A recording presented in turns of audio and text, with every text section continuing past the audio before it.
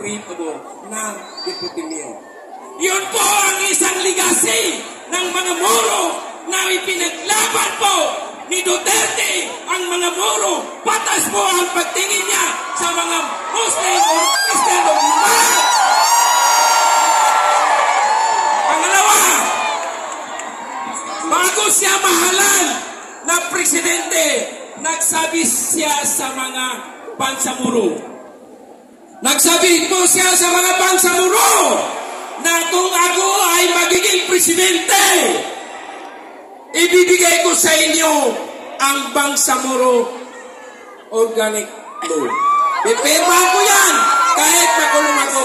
Yung nakaupo po siya, kahit sabi niya, makulong ako, ako ay pipirmahan ko, ibibigay ko sa inyo para may peace ang Bangsamoro. Ngayon, nanawagan po ako sa mga Bangsamoro. Oras natin ngayon.